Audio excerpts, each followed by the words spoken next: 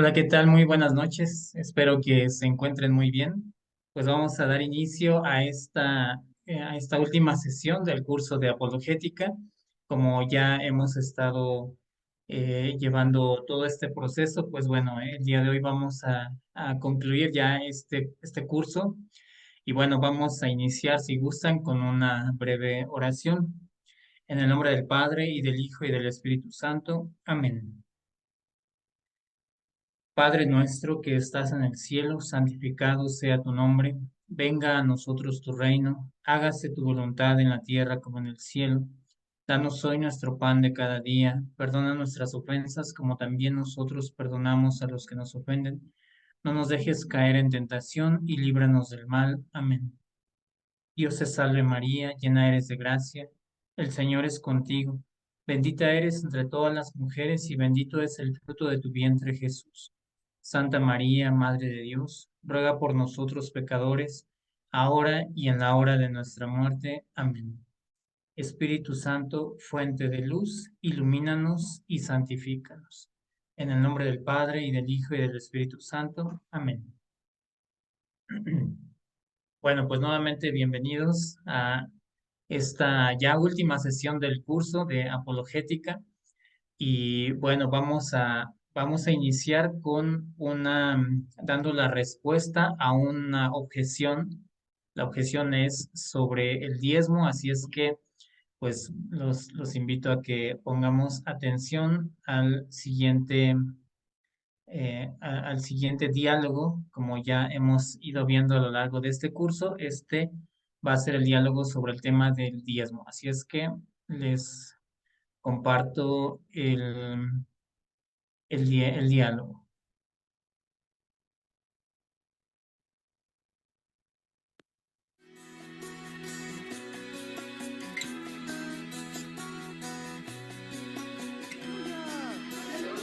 ¡Gloria a Dios! ¿Cuántos glorifican a Jehová hoy? ¡Aleluya! Aleluya, hermanos, a Jehová. Gloria a su nombre. Hermanos, fíjense, así como ahorita estamos reunidos, así también en Acapulco la semana pasada estuvimos en una campaña. Todos nuestros hermanos alababan a Jehová, sienten la presencia de Jehová. Amén, hermanos. Gloria a Dios, a su nombre, gloria. Hermanos, tenemos que valorar, santificar el nombre de Jehová.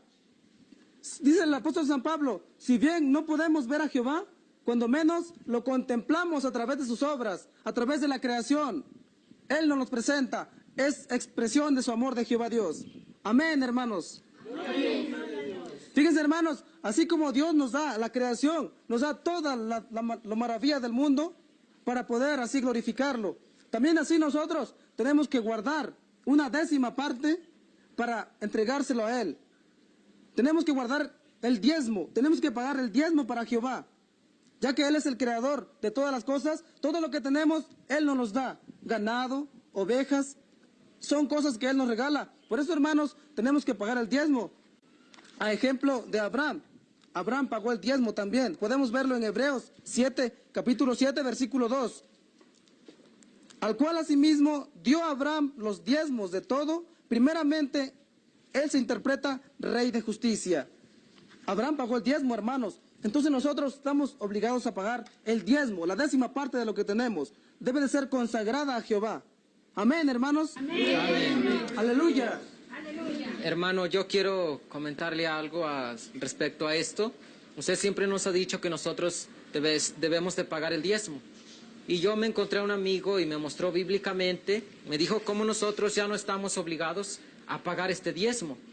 Y pues yo tengo esta duda, por eso quiero una explicación. Sí, mira, hermano, es cuestión de darle una repasadita a la Biblia y ver de todo lo que nosotros hacemos acá en la iglesia, es bíblico.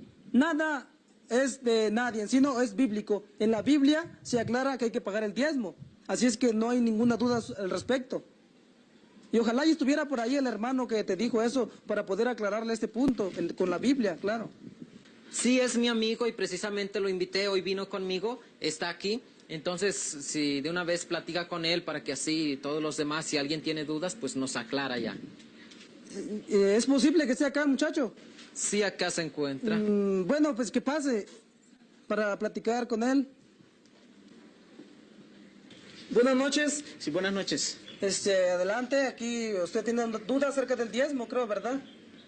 Bueno, yo no tengo dudas, porque yo he estudiado la Biblia también algo y, bueno, yo soy el que expliqué al hermano lo que él mismo decía, Sí. que yo no estoy de acuerdo con eso del diezmo. Ah, ¿usted es católico? Soy católico, gracias a Dios. Ah, pues creo que sí tiene razón. La mayoría de los católicos nunca pagan el diezmo. Ese es el problema de la iglesia católica. Mientras aquí nosotros pagamos el diezmo, ¿verdad, hermanos? Sí. Amén, aleluya, gloria a Dios. Y la iglesia católica nunca pagan el diezmo. El diezmo es bíblico, para que usted comprenda. En Malaquías 3, capítulo 3, versículo 8, ahí nos dice claramente, de la persona que no paga el diezmo a Jehová, está robando. Sí, es un robo. El que no paga a Jehová Dios el diezmo es un robo. Vamos a ver qué dice el texto bíblico. ¿Robará el hombre a Dios? Pues vosotros me habéis robado. Y dijisteis, ¿en qué te hemos robado? Los diezmos y las primicias. Sí, la persona que no paga el diezmo está robando a Dios. Y nosotros, claro, aquí en nuestra iglesia, pagamos el diezmo a Jehová Dios. Todo lo que tenemos, damos la 10ª parte. También podemos ver en Levíticos 27, versículo 30 y siguientes, podemos ver claramente de que el diezmo es un mandato de Jehová. Dice así, y todas las décimas de la tierra, así de la simiente de la tierra, como del fruto de los árboles, de Jehová son. Es cosa consagrada a Jehová. Y así, y si alguno quisiere redimir algo de sus décimas, añadirá su quinto a ello. Claramente se nos habla en la Biblia, hermano, de pagar la 10ª parte a Jehová Dios. No sé ustedes por qué no pagan el diezmo, desobedecen a Jehová Dios. Está bien, hermano. Estoy de acuerdo en que la Biblia habla del diezmo, de pagar el diezmo, pero es en el Antiguo Testamento. Además, en el mismo Antiguo Testamento se expresa para quién es este diezmo. Podemos verlo en el libro del Deuteronomio, capítulo 26, verso del 12 al 13, y se nos aclara para quién es el diezmo. Voy a leer el texto para que usted escuche. Dice, el tercer año del diezmo, cuando hayas acabado de separar el diezmo de todas tus cosechas y se lo hayas dado al levita, al forastero, a la viuda y al huérfano, para que lo coman en tu misma ciudad hasta saciarse, dirás en presencia de Yahvé, he sacado de mi casa lo que pertenece a Yahvé, se lo he dado al levita, al forastero, al huérfano y a la viuda, según los mandamientos que me has dado, sin traspasar ninguno de ellos y sin olvidarlos. Aquí se habla bien claro, el diezmo era para los huérfanos, para las viudas y para los forasteros. Se habla bien clarísimo, no se dice que son para personas que se van a mantener de ahí del diezmo, como usted. No, nosotros solamente cobramos el diezmo y ayudamos a estas personas que habla de la Biblia. Pero lo curioso es que aquí se habla de que el diezmo es para los pobres, es para las viudas, es para gente necesitada. Y lo que yo veo es que hay mucha gente necesitada a quienes ustedes les cobran el diezmo. En lugar de darles parte del diezmo, les cobran el diezmo. Bueno, además ustedes también cobran el diezmo. Luego le quisiera aclarar ese punto, pero quisiera primero aclararle otras cosas. Pero en el mismo Antiguo Testamento vemos en el libro de los Números, capítulo 18, versos del 21 al 23, se dice que este diezmo iba a ser para los levitas y para los sacerdotes. ¿Por qué? Vamos a verlo desde el versículo 20 para entender por qué era así. Dice el verso 20 del Números 18, Yahvé dijo a Aarón, tú no tendrás posesión en la tierra de Israel, ni heredad que compartir con ellos. Yo soy tu posesión y tu heredad en medio de los hijos de Israel. Así los hijos de Leví les doy en herencia todos los diezmos de Israel, a cambio del servicio que prestan en la tienda de las citas. ¿Ve usted? Entonces, estos israelitas, todos tenían su parte en la repartición de tierras, de las tierras de Canaán. Pero los levitas, que estaban consagrados al servicio de Dios en la tienda de las citas, no habían recibido esta parte de la herencia. Entonces, a ellos se les da el diezmo. También a los sacerdotes, a Aarón, tampoco se les dio tierras. A ellos se les da solamente el diezmo. A ellos. Y yo quisiera decirle a usted con toda sinceridad, sin querer ofenderlo tampoco, usted está ocupando un lugar que no le corresponde, porque está cobrando el diezmo y ni es sacerdote, ni pertenece a la tribu de Leví, ni es viuda, ni es huérfano. ¿Ve usted la diferencia? Sí, mire, si bueno. hacemos, ¿me permite? Si hacemos cuentas, veremos que lo que usted cobra, lo que usted saca, lo que usted le cobra, es demasiado. Disculpe que le diga, pero es una explotación. Mire, además, ya le dije en la Iglesia Católica, hagan lo que ustedes quieran. Hagan ustedes, si quieren cobrar el diezmo, cobren. Si no, pues no cobren. Nosotros vamos a seguir aquí la enseñanza de nuestra iglesia, ¿sí? Usted puede ir y si quiere, pues no cobre nada. Nosotros vamos a continuar aquí con la enseñanza de la Biblia, lo que Dios quiere. Tenemos que ofrecer la 10ª parte a Jehová. Eso es lo que hacemos solamente. Si usted no quiere cobrar, no lo cobre. Entonces usted no se meta con nosotros y nosotros nos metemos con usted. ¿Están de acuerdo? Es cierto, todos están libres de hacer lo que quieran, pero yo quisiera hacer una invitación a estos hermanos que están aquí reunidos. Ellos han visto, ustedes han visto cómo la Biblia ya no obliga o ya no dice que hay que pagar el diezmo para nosotros. Ya no. Cristo más bien nos habla de ayuda mutua. Podemos ver también en Lucas 17, cuando habla de los ministros, Él les cobra a fuerzas el diezmo. Sí, el que no paga, yo alcancé a escuchar que no tiene el favor de Dios. Entonces, se les invita a pagar puntualmente el diezmo. En cambio, Cristo dice, quédense en esa casa comiendo y bebiendo lo que les den, porque el obrero merece su salario. Es lógico que nosotros debemos ayudar a nuestros pastores, pero no obligatoriamente, a la fuerza. El que no dé ya se le está exigiendo, de ninguna manera. En el libro de los Hechos de los Apóstoles, los primeros cristianos compartían cuando tenían voluntariamente. Así es en la Iglesia Católica. Ya cuando alguien pide un servicio, bueno, ya es una ayuda que se le da al sacerdote, pero mientras uno puede ir años a la Iglesia Católica y no se le exige nada. Si alguien va, no se le está diciendo, ¿por qué no das? ¿Por qué no diste? No se le pide nada. Entonces, ustedes sabrán qué es lo que van a hacer, ustedes saben, pero ustedes ya están advertidos. La Iglesia Católica nos enseña esto. Si ustedes quieren quedarse, no hay problema. Pero yo les invito también a que conozcan más su Iglesia Católica. Hoy precisamente tenemos una reunión en la capilla. Yo los invitaría a los que quieran asistir, pues con mucho gusto los recibimos allá. Y si quieren quedarse, ni modo. Pero tú no puedes despedir a ellos porque ellos son personas de nuestra iglesia. ¿Por qué dice que se quieren quedar o se quieren ir? Ellos forman parte de nuestra iglesia, es que no se pueden ir ellos. Sí.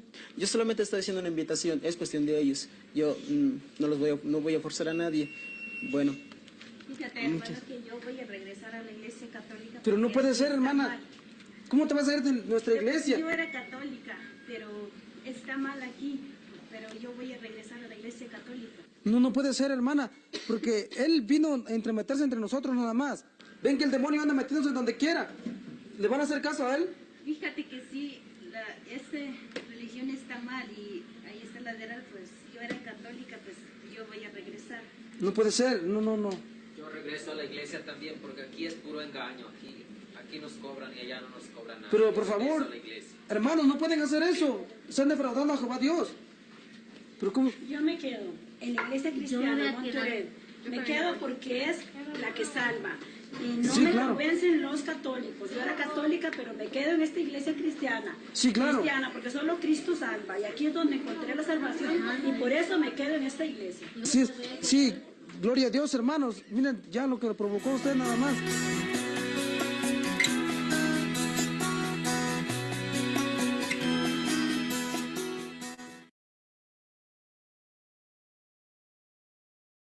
Muy bien, pues este fue el diálogo sobre el diezmo. Y bueno, pues vamos ahora a pasar al siguiente tema con el que vamos a concluir el día de hoy. El tema que vamos a ver hoy se llama líneas de acción pastoral. Y déjenme compartirles la, la presentación.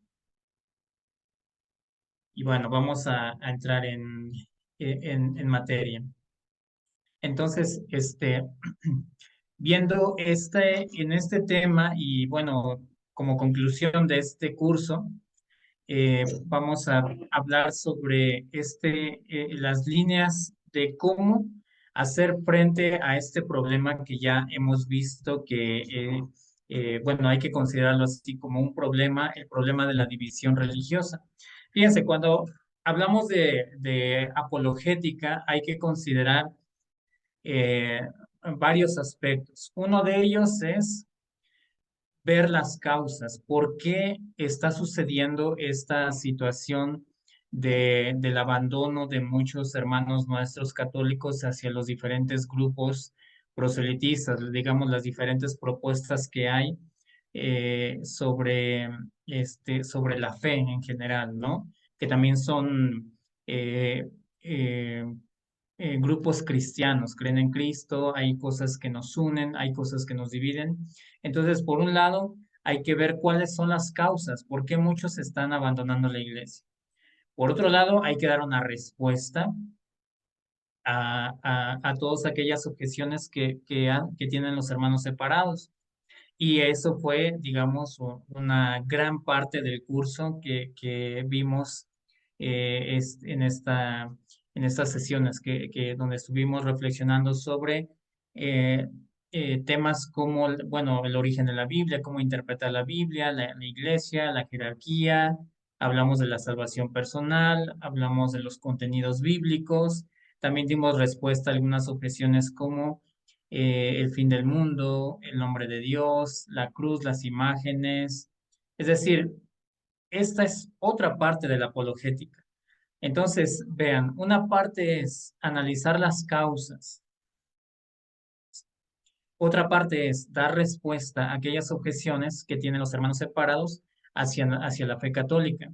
Y otra parte importantísima es ver, así como vemos las causas, hay que ver qué podemos hacer para evitar que el cuerpo de Cristo, el cuerpo místico de Cristo, que es la iglesia, se siga desgarrando, que siga habiendo más divisiones dentro de la iglesia que Cristo fundó.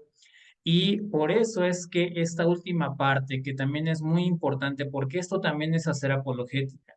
Hacer apologética es analizarse cómo estamos nosotros como iglesia, porque si muchos hermanos nuestros han abandonado la iglesia, ha sido en muchas ocasiones por causa nuestra de que no los hemos atendido pastoralmente como se debe. Entonces, vamos a platicar precisamente en este momento bueno, de ahora en adelante, viendo a partir de este curso, ¿qué podemos hacer?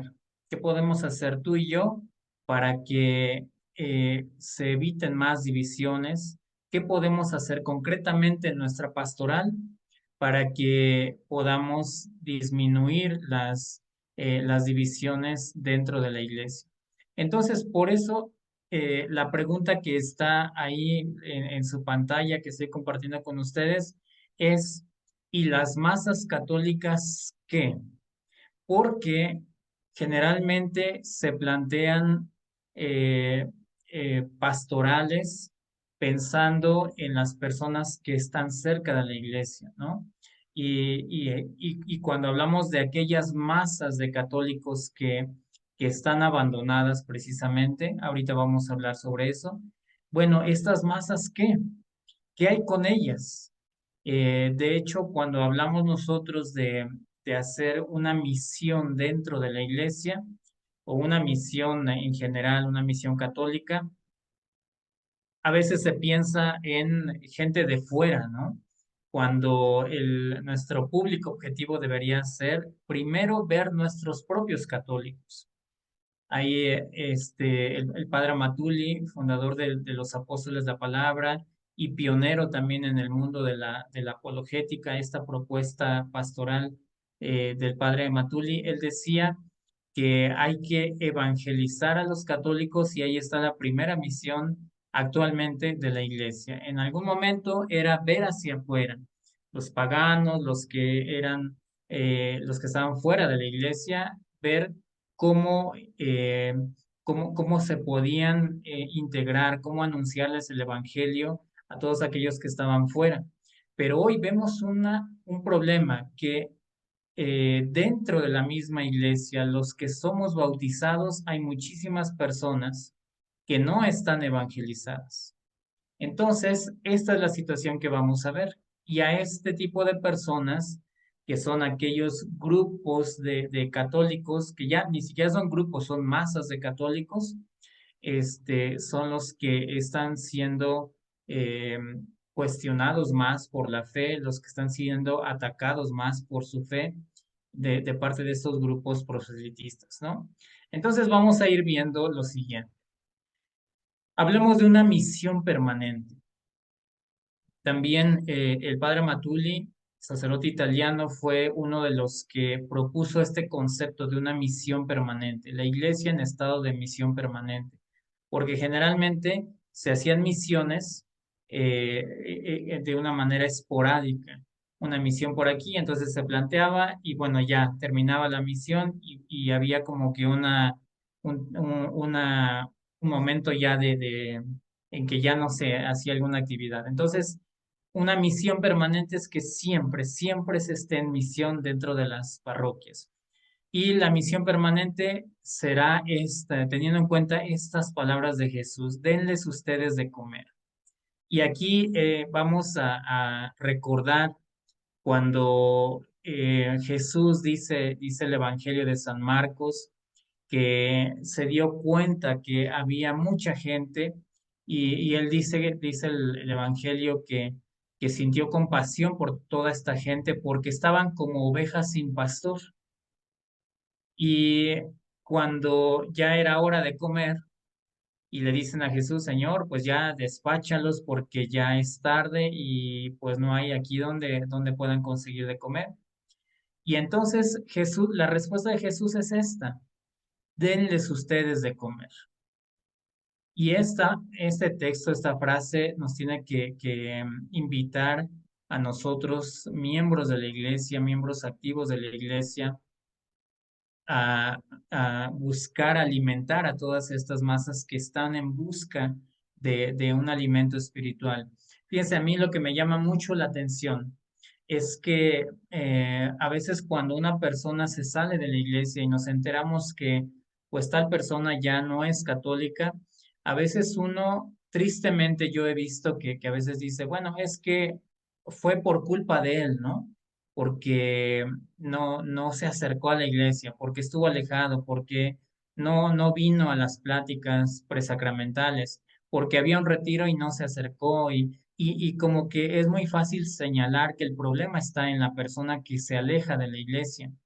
Y había que preguntarnos internamente hacia el interior de la iglesia cómo estamos, porque a lo mejor nosotros no supimos dar una debida atención y el problema sería nuestro y no de ellos, porque en nosotros estaba la responsabilidad de que se conservara la unidad y la perdimos, porque una persona que se aleja de la iglesia debería para nosotros ser algo grave con este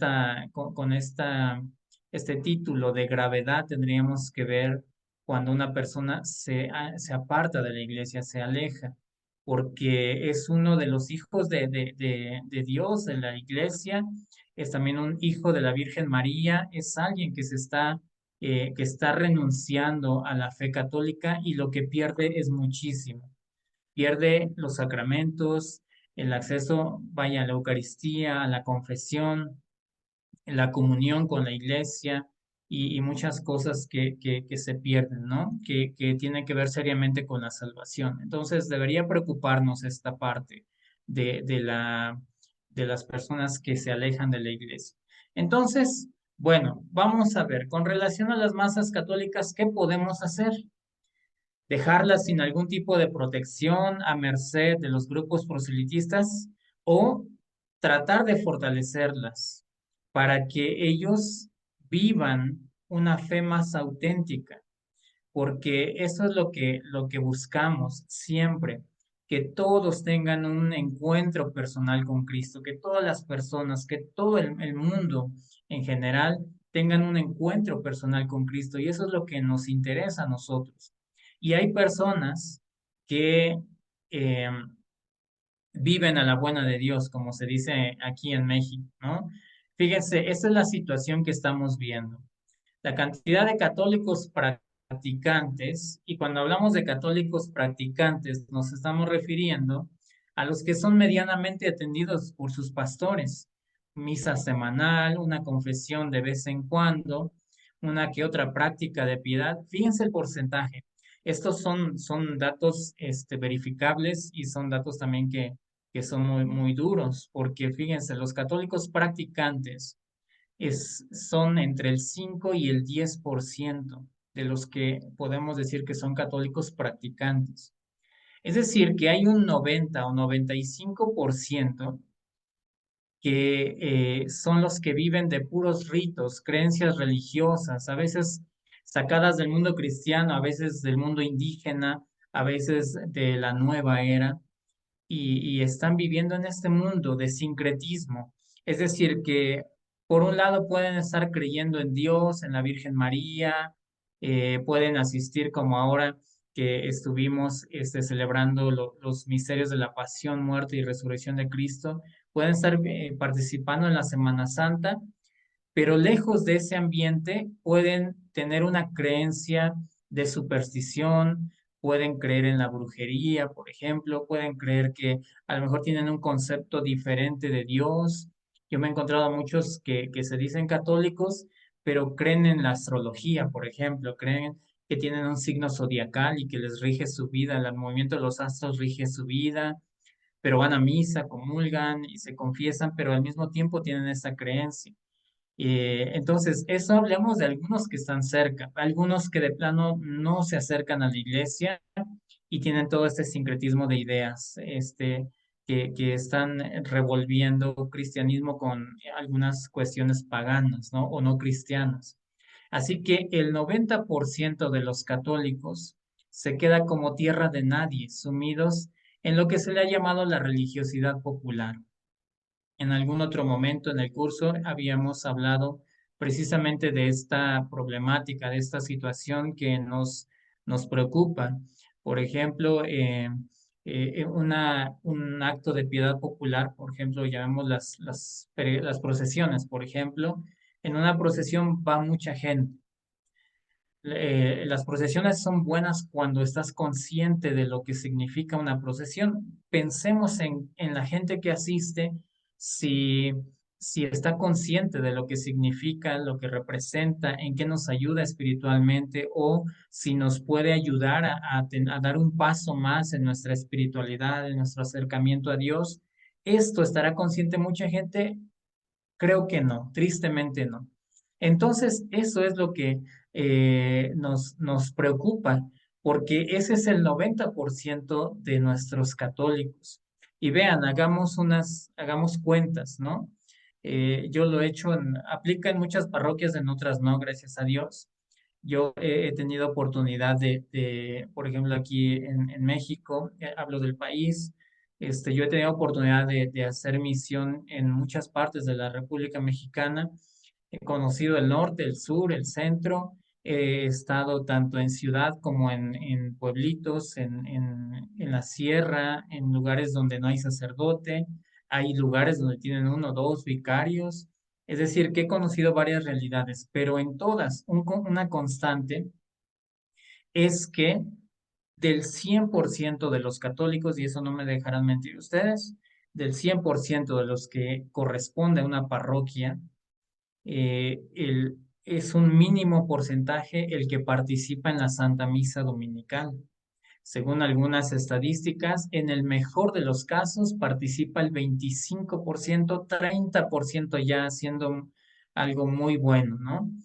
En el peor de los casos, que también me ha tocado visitar comunidades donde ya hay una presencia de grupos proselitistas muy significativa, me ha tocado estar en comunidades donde ya el 50% y tal vez un poco más del 50% ya no son católicos. De hecho, incluso me tocó visitar una comunidad donde la Iglesia Católica ya no existía. Había un templo donde ya estaba cerrado y ya no había un solo católico. Me ha tocado visitar comunidades así, donde hace tiempo existía la Iglesia Católica, pero ahora ya no. Entonces, Esta es una realidad que personalmente a mí me da mucha tristeza y por eso es que este tema con el que estamos cerrando este curso de apologética viene muy de acuerdo a lo que ya hemos visto en temas anteriores, porque ahora, viendo la realidad de la iglesia y lo que está sucediendo con muchos hermanos nuestros que se están separando de la iglesia, tenemos que hacer algo. Y bueno, ¿cómo se está reaccionando? A veces hay algunos teólogos, algunos pastoralistas que ven con buenos ojos que lleguen los grupos proselitistas. Incluso algunos mencionan que habría que ver con buenos ojos la presencia de los grupos proselitistas porque nos estarían ayudando, ¿no? Algunos teólogos, algunos pastoralistas dicen, bueno, hay que dejarlos que estén evangelizando, pues nos ayudan, ¿no? Nosotros no podemos estar atendiendo a todos ellos, mejor hay que dejarlos que ellos nos ayuden. Y entonces sería como decir, yo tengo una gran cantidad de ovejas, pero como no hay pastor, entonces qué bueno que hay lobos, ¿no? Y que se lleven a las ovejas, porque pues, ya que no los puedo yo atender, pues entonces mejor que vengan los lobos y que se lleven a las ovejas, ¿no? Porque no podemos atenderlos. Y fíjense, la realidad es esta precisamente que hay una gran cantidad de hermanos, de católicos, de masas de católicos, y hay pocos pastores que puedan atenderlos. Y esto es preocupante porque mientras en los grupos proselitistas hay un pastor para atender a, a 50 familias, digamos unas 100 personas, dentro de la Iglesia Católica tenemos a un pastor, un sacerdote, que atiende a 5, 10, 20, 30,000 personas. 30,000 personas.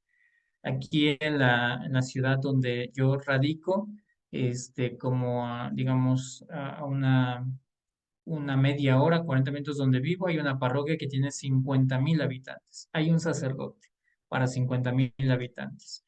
Mi parroquia tendrá unos 10,000 habitantes. Hay un sacerdote también. Protestantes, evangélicos, todos estos grupos proselitistas, un sacerdote para 100 personas. Nosotros tenemos, perdón, un pastor, no un sacerdote, un pastor para 100 personas, alguien al frente, como le quieran llamar, pastor, un líder, pues, ¿no?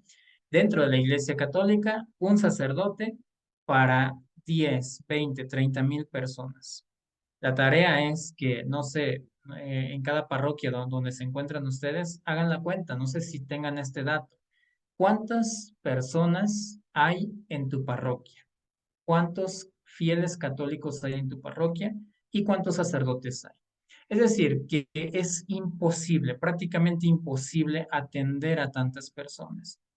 Una vez nos platicaba el padre Matuli, que en paz descanse, de un sacerdote que estaba muy preocupado. Se acercó al padre Matuli y le decía, padre, estoy muy preocupado porque yo atiendo a una parroquia, pero ahora el obispo me ha dicho que atienda a otra más.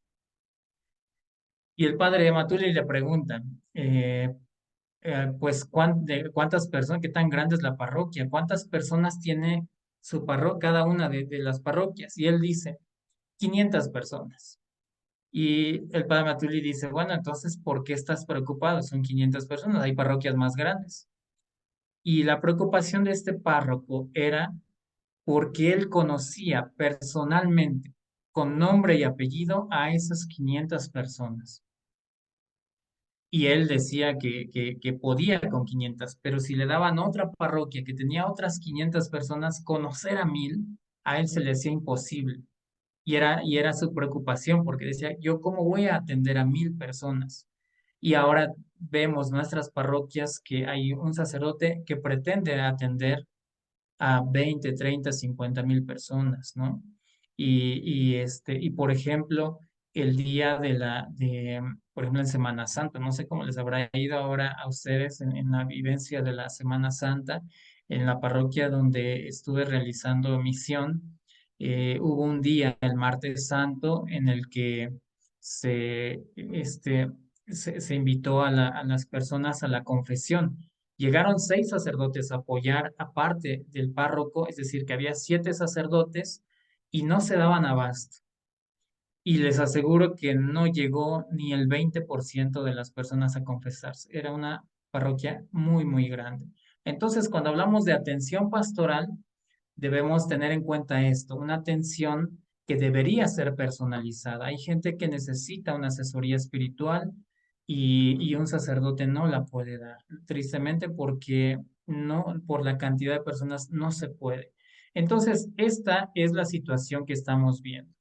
¿Y cómo estamos reaccionando los laicos? Desde la calle, lo que está haciendo ahora la iglesia, gracias a Dios, es que los laicos, el pueblo en general, son los que están tomando acción, porque a veces nosotros quisiéramos que hubiera muchos sacerdotes. Decía un padre amigo que conozco, decía, pues como si se dieran en los árboles los sacerdotes, ¿no? Tristemente no hay muchos sacerdotes y hay que aceptar esta realidad. Y teniendo en cuenta esta realidad, bueno, ¿a quién le toca entonces ahora llevar digamos, la responsabilidad de la evangelización a los laicos? Es el momento del laico. Los sacerdotes nos van a apoyar en la parte ministerial, pero nosotros que también somos iglesia, nos corresponde en gran medida la evangelización. Por eso es que el pueblo católico tiene la convicción profunda de que la iglesia algo puede hacer. Es decir, que teniendo en cuenta lo que dice el libro del profeta Ezequiel, no sé si han leído esta parte donde Ezequiel tiene una visión, está ahí frente a un montón de huesos secos y Dios le dice, ve, ¿qué ves ahí? Son huesos, huesos secos, no tienen vida.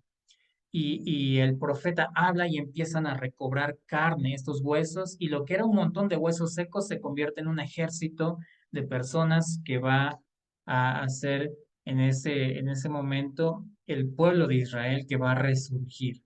Así que un pueblo desterrado, desanimado, renace la esperanza por la fe en el poder de Dios.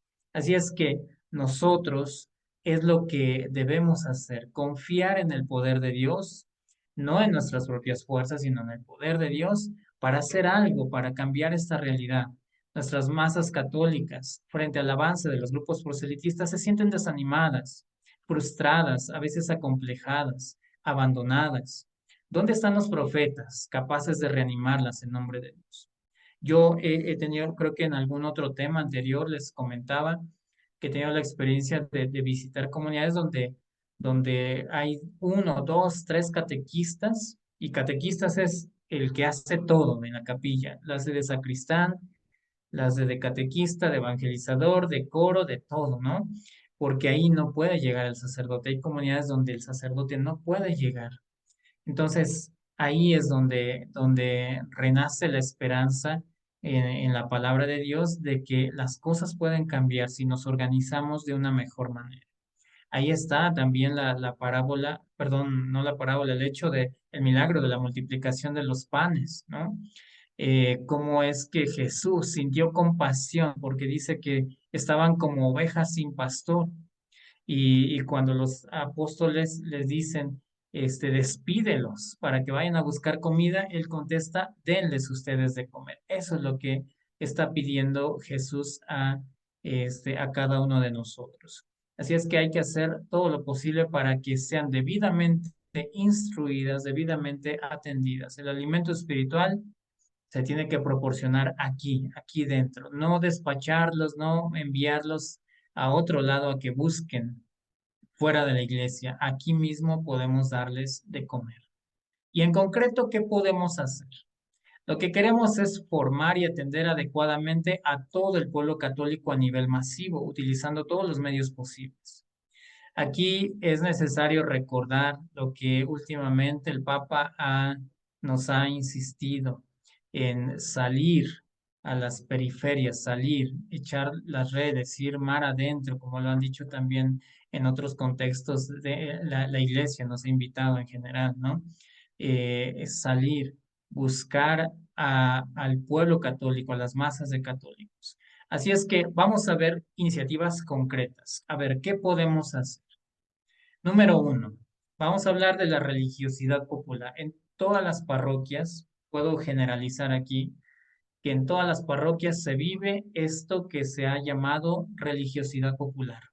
Y cuando hablamos de las prácticas de piedad, es necesario aprovecharlas. Fíjense, cuando se habla de la religiosidad popular, a veces se dice, hay que dejarlo así como está. No es cierto eso. Hay que purificar ciertas cosas. Hay que también tener el valor de denunciar cuando hay cosas que no van de acuerdo a la fe cristiana, y eso hay que reconocer que hay muchas prácticas de piedad que no están siendo llevadas a cabo de acuerdo a la fe cristiana. Y bueno, hablando de las prácticas de piedad, hay que aprovecharlas, hay que hacer uso abundante de la palabra de Dios. Por ejemplo, si se va a rezar un rosario, el rosario ya de por sí es algo muy bueno. Entonces hay que meter evangelización, la Biblia, rosario con la Biblia, el Vía Crucis también con la Biblia. Si va a haber posadas que sean, sobre todo en el tiempo de Adviento, que es que meter la palabra de Dios. Novenario de difuntos también con la palabra de Dios. A veces este tipo de cosas, por ejemplo, aquí en México, yo no sé, en otros lugares, o al menos yo lo que he visto, es que aquí, por ejemplo, lo que se llaman las posadas, a veces le llaman posada hasta cualquier fiesta, ¿no? Y a veces terminan en desorden, con mucho alcohol y cosas de esas, y nada que ver con una fiesta religiosa. Entonces, aprovechar las prácticas de piedad para evangelizar. También las fiestas religiosas, es necesario que haya una intervención de parte de los agentes de pastoral. Yo me he dado cuenta también en mi misma parroquia, por ejemplo, cuando se celebra la fiesta patronal, la fiesta del pueblo, pues se intervienen muchas cosas culturales, hay a veces lo que menos es, también lo digo, con cierta preocupación, es que a veces hay mucho, como dice ahí el texto, ¿no? A veces hay bebidas alcohólicas y a veces terminan en desorden. En algunas partes incluso hay hasta muertos, ¿no? En una fiesta religiosa. Entonces es necesario que se vaya purificando, que se vaya viendo cómo se celebra verdaderamente una fiesta religiosa, pero aprovechar estos espacios en los que la gente se acerca de por sí a la iglesia, hay que aprovechar. Hablando también de bueno, ya lo comenté sobre las fiestas religiosas populares, pues ahí está. Algunas iniciativas son, por ejemplo, en una fiesta religiosa se puede hacer fíjense, lo que voy a mencionar yo lo he visto, no es solamente una propuesta hacia el aire, ¿no? Yo lo he visto como en fiestas populares, en fiestas patronales, se hacen este tipo de cosas. ¿Como qué? Como curso bíblico, concurso bíblico entre niños, yo lo he visto. Cómo se hace un concurso, aprovechando la fiesta patronal, se hace un concurso, se le da premios a los niños que participan y todo, ¿no? Entre adolescentes, entre jóvenes, entre adultos, concurso de teatro, concurso de poesía, grupos de música cristiana que participen. En lugar de que haya baile, yo he visto en fiestas patronales que hay bailes, incluso yo lo he visto en atrios de la iglesia, donde hay baile. Pues imagínense ahora que se cambie y que ahora que sean grupos de música católica, de música sana, una convivencia sana que se promueva en este tipo de eventos. Concurso de disfraces de santos, en el 1 de noviembre, que celebramos a todos los santos, bueno, concurso de disfraces, bueno, se llama así disfraz en el mejor de los sentidos, ¿no? Que se vista de algún santo, concurso de coros, carros alegóricos bíblicos o que representen al santo que se está festejando. Es decir, que las fiestas religiosas populares sean siempre en perspectiva de evangelización, y ya cuando uno se deja influir por el Espíritu Santo, no faltarán iniciativas para que creatividad ahí aflore. Entonces, podemos ir haciendo muchas cosas, pero este tipo de actividades en en la religiosidad popular se pueden aprovechar muy bien. Cuando hablamos de la catequesis presacramental, este es un tema muy amplio, esto de la catequesis presacramental. Solamente quiero comentar lo siguiente, que son oportunidades que tenemos. Ya, digamos, hay gente que hasta lo dicen en forma de broma algunos, que hay personas que se acercan a la iglesia 3 veces en su vida. Uno cuando se bautizan, otro cuando se casan, si es que se casan, o cuando hacen su primera comunión, y la tercera es cuando mueren. Y, y dos de ellas las llevan cargando cuando los bautizan y cuando mueren, ¿no? Y la tercera puede ser la primera comunión o cuando se casan. Pero fíjense, este tipo de oportunidades ya llegaron ahí, ya están ahí, ya están sentados ahí en el salón parroquial, ya los tienes ahí, hay que aprovechar porque muchos de ellos ya no van a regresar. Entonces hay que enseñarles la parte bíblica, la parte apologética también, tratar de hacer un encuentro con Cristo, un verdadero encuentro con Dios, dice ahí un retiro, cursos de evangelización. Es tiempo de unir la evangelización con el sacramento, eh, porque a veces en algunas partes se da algo muy sencillo como preparación para recibir el sacramento y ya lo que sigue, ¿no? Y entonces ya perdimos esa oportunidad de que ahí estuvo ya este hermano nuestro católico, que a lo mejor ya no va a regresar, pero si ya lo tenemos ahí, hay que aprovechar esta oportunidad. Esto en general, la catequesis presacramental, la primera confesión, la primera comunión, hay que dar un breve curso bíblico, integrarlos a una pequeña comunidad cristiana donde haya oración, canto, mesas redondas, reflexiones bíblicas, donde se hable de vida de santos. Vaya, hay muchísimas, ustedes sabrán más de estas iniciativas cuando ya los tenemos ahí. Entonces hay que hacer hincapié, a poner más empeño en la parte de la catequesis presacramental, en la confirmación también. Ahí ya no quiero leer todo porque me tardaría mucho, pero ya hay todo un esquema que al menos en el movimiento al que yo pertenezco, los apóstoles de la palabra, nosotros ya proponemos un programa de formación para la primera comunión, para la confirmación, donde ya vienen ahí ciertas etapas y ya lo hemos hecho en muchas parroquias, gracias a Dios, y se ha visto un cambio porque ya ahora hay más católicos comprometidos que, por ejemplo, la persona, niño, adolescente o adulto que se acerca a la confirmación, pero pasa por un proceso de evangelización, se encuentra con Cristo durante esa formación porque sabe que va a recibir en plenitud al Espíritu Santo en el sacramento de la confirmación, está consciente de eso. Es como nos enseñan en la teoría que nosotros nos confirmamos y nos volvemos en soldados de Cristo. Pues imagínate que lo tomáramos en serio y un soldado es porque se compromete y está ahí al pie del cañón, ¿no? Imagínense un soldado que le dan su reconocimiento de que ahora ya es soldado y se va a su casa a dormir. Eso es lo que está pasando con muchos hermanos nuestros. Reciben la confirmación y se van, se alejan, ya no se comprometen, ya no siguen ahí. Siempre va a haber esto, ¿no? Siempre va a haber personas que se alejen, pero podemos reducir el número de esos casos, tratando de reestructurar nuestra catequesis presacramental. Hablando del matrimonio también, ¿no?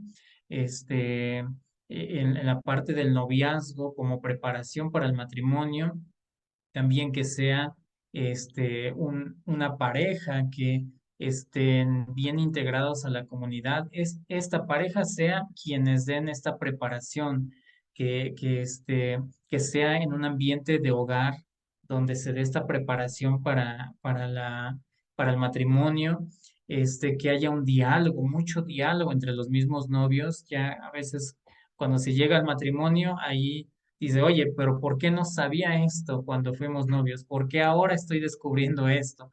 ¿Por qué no lo platicamos antes? Y por eso es necesario que se haga hincapié en esta parte de una vivencia de la palabra de Dios y una vida, un diálogo, perdón, cuando se está viviendo el noviazgo para llegar al matrimonio.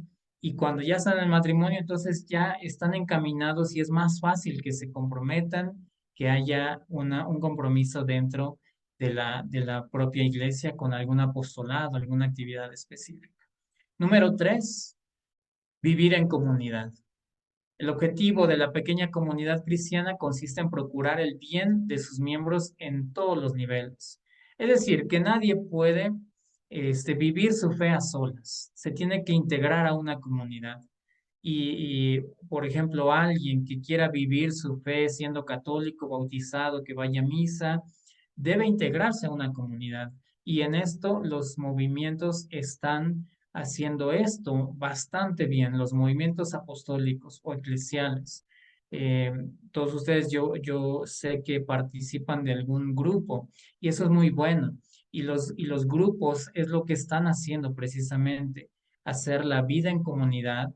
Ojalá y esto lo estemos logrando en nuestros movimientos, porque de manera solitaria es muy difícil. Tal vez se podría hacer, pero es muy, muy difícil que uno pueda vivir en plenitud su fe si no está integrado a una comunidad cristiana. Se trata de vivir la fe en comunidad, como Dios lo quiere. Número 4. Entonces, la misión va a ser lanzar las redes. Los alejados no se van a acercar a la iglesia por arte de magia. Es necesario buscarlos y hacerles gustar algo del banquete que la iglesia les tiene preparado. ¿Cómo lo vamos a lograr? Los grupos proselitistas cuentan con una larga experiencia en este aspecto. Lo malo es que utilizan al mismo tiempo métodos lícitos y métodos ilícitos. A nosotros nos interesan solamente los métodos lícitos. Pero vean, lo que sí hay que admirar de estos hermanos no católicos es que tienen una gran creatividad para conquistar a todas las personas. Tienen muchas buenas iniciativas y lamentablemente también tienen algunas iniciativas que son ilícitas, que no son válidas, que es, por ejemplo, atacar a la iglesia, difamar, malinterpretar la Biblia, ya sea conciencia, muchas otras cosas, ¿no? Pero hay cosas buenas que están haciendo. Entonces hay que nosotros hacer más hincapié en los métodos lícitos. Así es que tenemos que salir y buscar a los hermanos que están alejados de la iglesia. Y bueno, ahí están algunas iniciativas de lo que ya, algunas ya lo hemos comentado, pero se trata de que haya una catequesis personalizada. Todo esto se puede, parece como que una utopía, pero es realista porque se puede llevar a cabo organizándonos bien, viendo con qué contamos.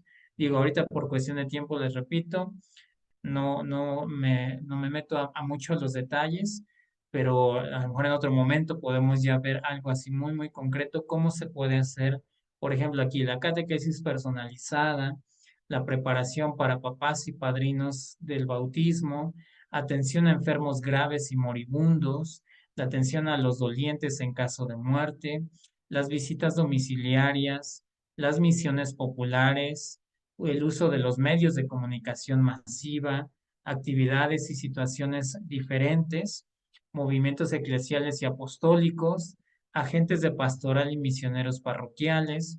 Fíjense, si se dan cuenta, toda esta lista que les acabo de mencionar, todo esto lo pueden hacer los laicos. De hecho, lo hacen los laicos, ¿no? Por ejemplo, un laico puede ayudar a, a, este, a personas que son dolientes, ¿no? En el caso de la muerte de un familiar, también a los enfermos, las visitas domiciliarias o las misiones populares, esto lo pueden hacer los laicos y ya con la colaboración, trabajo en equipo, digamos, de nuestros sacerdotes, ¿no? pero aquí el protagonismo ya nos toca a los laicos hacerlo. Y bueno, también se propone como punto número 5 un ministerio diversificado. Y bueno, a qué nos referimos? Porque alguien podría preguntar, como ahí lo dice, ¿no? Todo esto parece muy bonito en el papel, pero en la práctica, ¿cómo es posible realizar todo esto si hay tan pocos sacerdotes? A veces algunos ya están ancianitos, ya están enfermos. Y la respuesta es esta. Si para enfrentar todos los problemas de la pastoral queremos seguir contando solamente con los presbíteros, pues claro que no se puede. Por lo tanto, es necesario y urgente poder contar con otro tipo de agentes de pastoral dedicados a la cura de almas. ¿Y a qué nos referimos? Bueno, algunos van a tener ordenación, otros no van a ser ordenados, pero que haya un ministerio especial que pueda hacer algo, un compromiso diferente. Algunos con ordenación, otros sin ordenación. Vean, no todo lo que concierne a la pastoral exige el ejercicio del orden sagrado. ¿Por qué no echar mano de un grupo suficiente de laicos para desempeñar en la iglesia todas aquellas funciones que no exigen el ejercicio del sacramento del orden? Por ejemplo, cuando hablamos del sacramento de la confesión, pues claro que sí, ahí sí, no vamos nosotros ni a cuestionar esa parte, siempre será un sacerdote. Pero hay actividades que no necesariamente se requiere del sacerdote, que lo puede hacer muy bien un laico. También habrá algunos que estén a tiempo completo, otros a tiempo limitado, de acuerdo al tiempo que se tenga disponible. Quien pueda estar a tiempo completo, adelante. Quien pueda estar a tiempo limitado, pues adelante también. Por ejemplo, en mi caso, yo estoy a tiempo completo. Salgo, no tengo limitación, digamos, de la parte de tiempo. Puedo salir y estar, digamos, dedicarle tiempo a la evangelización, gracias a Dios, ¿no? Quien por cuestión de trabajo u otra cosa no lo puede hacer, bueno, pues cada quien que haga lo que puede hacer, ¿no? O habrá también algunos con sueldo y sin sueldo. Se trata de una actividad esporádica o de poco compromiso. Eh, Cuando sea así, pues no se necesitará ningún tipo de remuneración. Pero cuando al contrario se trate de un servicio permanente que supone una verdadera preparación, un verdadero compromiso, entonces, bueno, ya se buscan los medios para que haya una remuneración, ¿no? Ya según el tiempo que se dedica al ministerio y el esfuerzo que implica. Decía San Pablo, todo obrero merece su salario. Que esta parte no sea también como que el impedimento, pero sí hay que recordar que muchas personas tienen que dejar su trabajo. Yo no sé sea el caso de cada uno de ustedes, pero hay gente que tiene que dejar su trabajo para estar en las cosas de Dios, en la evangelización. Y si pudiera alguna persona, sin prejuicios de esta parte económica, que pudiera vivir así como se le paga a la secretaria, al sacristán, que también hubiera un evangelizador que pudiera dejar su trabajo, pero también es trabajo y que pudiera dedicarse más a la evangelización porque también tiene necesidades familiares, personales, bueno, pues la comunidad apoyan. He visto ese tipo de casos en muchas partes, ¿no? Entonces, ir haciendo conciencia también de esta parte. Y el papel de la parroquia territorial. Hay que coordinar fuerzas, comunidad de comunidades, no iguales, sino diferentes. Es decir, que no aplicar el mismo sistema para todos.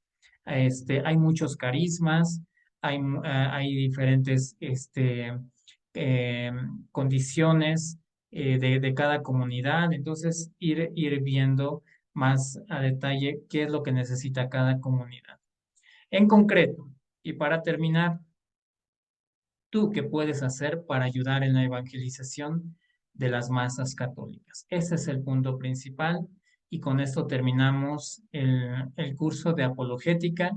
Espero que haya sido de utilidad todo esto que estuvimos viendo en este curso y que el Señor nos ayude a cada uno de nosotros a que todo lo que vamos recibiendo lo podamos poner en práctica y podamos dar un mejor servicio en esta bendita iglesia donde hemos sido llamados a evangelizar. Y gracias a Dios que ha puesto su mirada en cada uno de nosotros para servirle. Y esa es nuestro sueño, nuestra meta, que podamos servir a Dios en esta vida y, y algún día pues estar también en su presencia haciendo lo que nos tocó hacer aquí en esta tierra.